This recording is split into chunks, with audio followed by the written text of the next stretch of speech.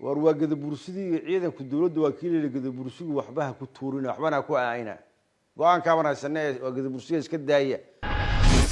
horumarku wuxuu ka horeeya cadaalad ba ka horeysa sinaan ba ka horeysa goob kasta oo xuduudaha beesha ciise ay taalaan xuduudkaaga hal adkaysto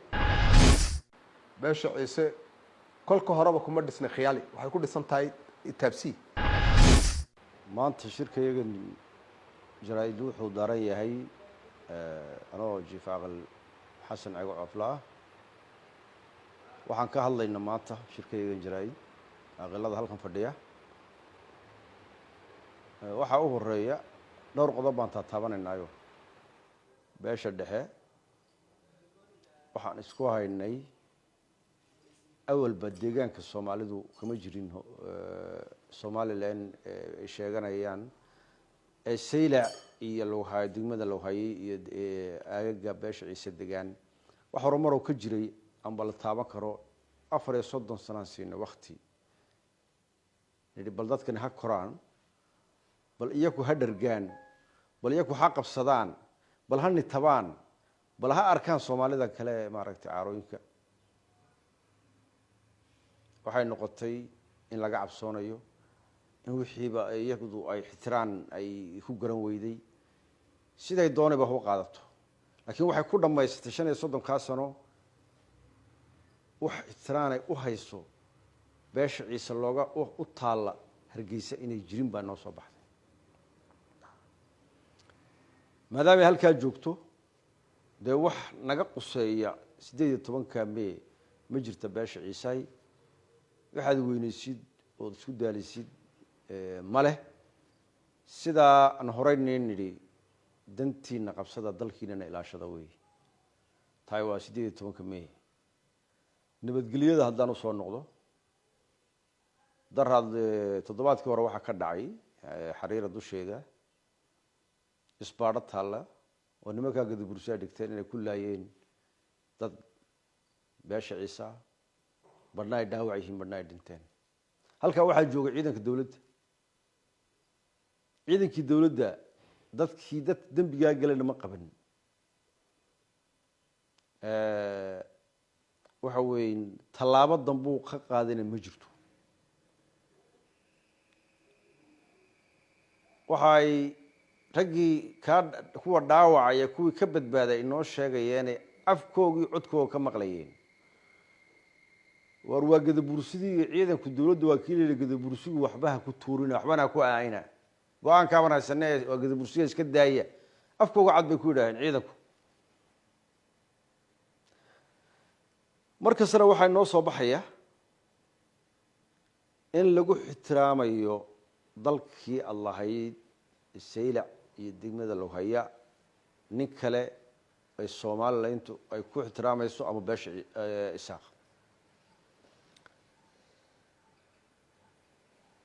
wala hadal baan la bilownay beesha isaaq dhaqankeyga iyo siyaasigeyga wax muddo oo ka soo kordha ma jirtee waxa weeyaan wada kale oo khaldan bay iska haystaa waxay u taalaa beesha ciise go'aanada ay gaari doontay soo socdaay go'aanada beesha ciise leh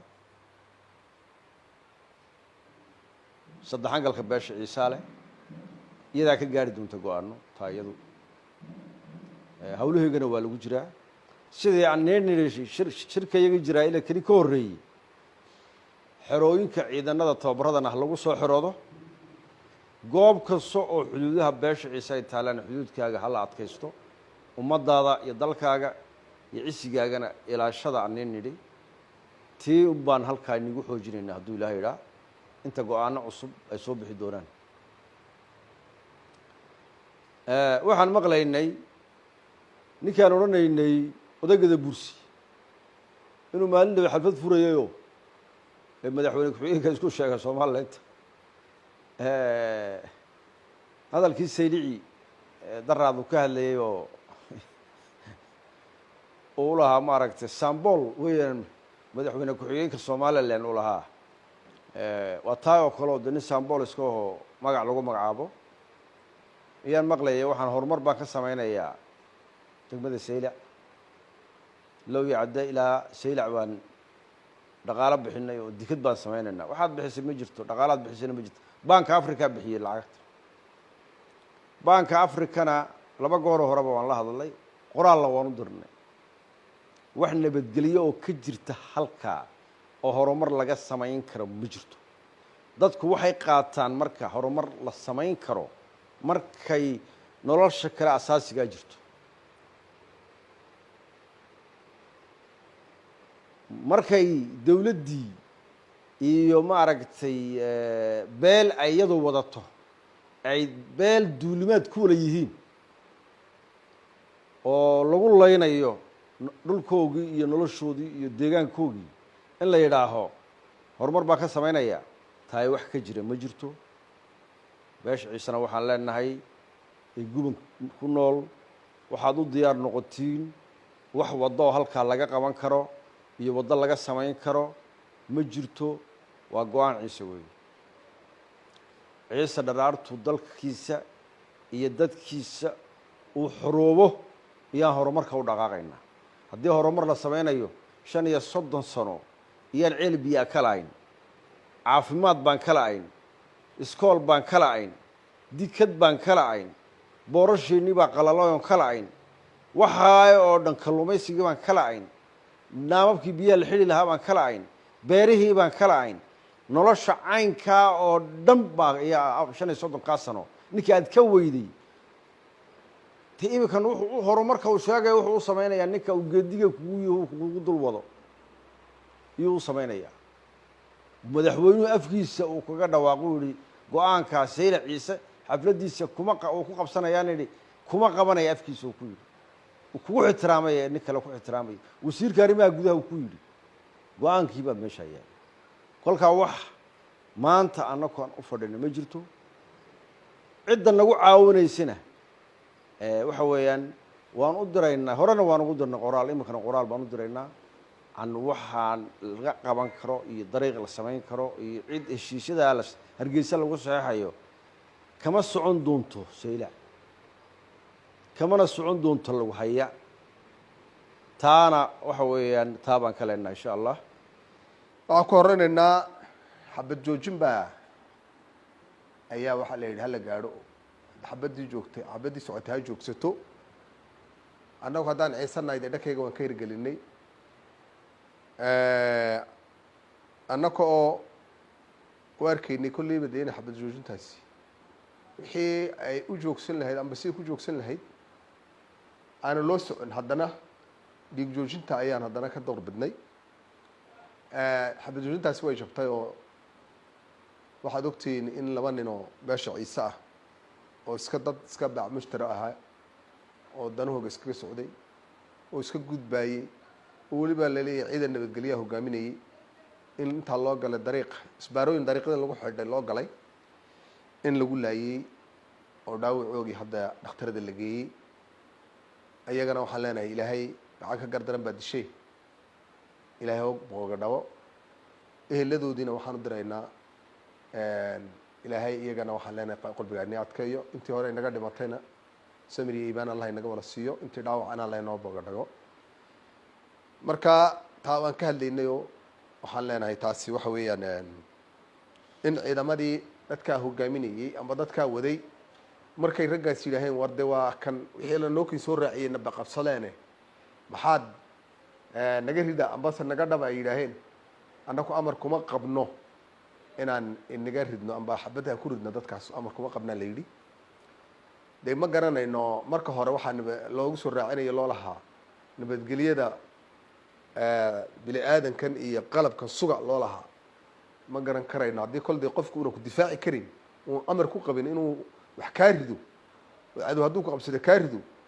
dee ma daawasha ahayd baan malaynaynaa in loo soo raaciyey mid waa taasoo beesha ciise waxaan u sheegaynaa in dee kulli ciisu waa iska daacado dad iska fiican oo qalbi fiican inaku dee waa layna dhex maraa cidduu doonta baa ina dhex marte marka in nabadgelyada la adkaysto oo ciisuhu isku tashado sidii horeba iskugu tashaday wixiisana ilaashado darqiyadiisa ilaashado xuduudihiisa ilaashado ayaan ugu baaqaynaa xabad joojintiina sidaaba iyadu dee looga baxay taasi waa taa beesha ciise kolka horeba kuma dhisnay khiyaali waxay ku dhisan tahay taabsi reer xeer leh reer dhaqan leh kulley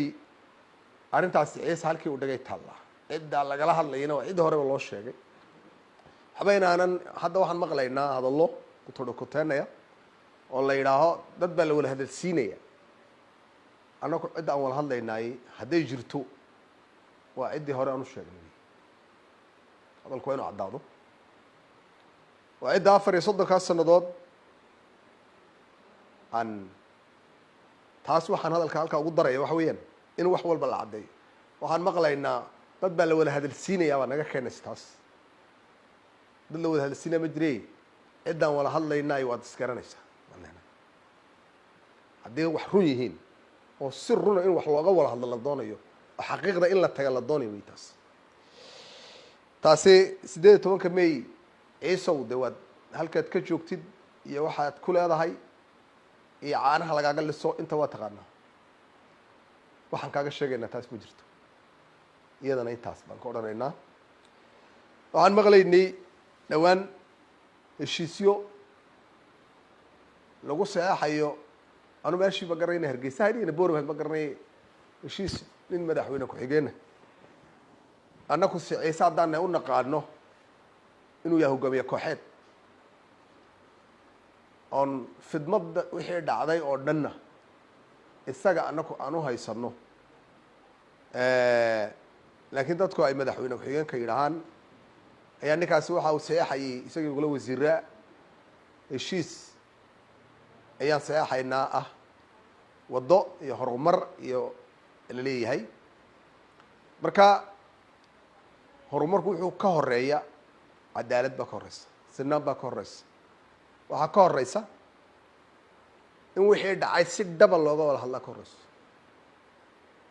waxaa ka horeysa in maaha naburka dushaan ka dabooli iyo sidan baan odhanayo horta waxaasi wax annaku ciise haddaan nahay dhegahayga galaya maaha wax dhulkayga ka hirgelayana maaha ciise waxaas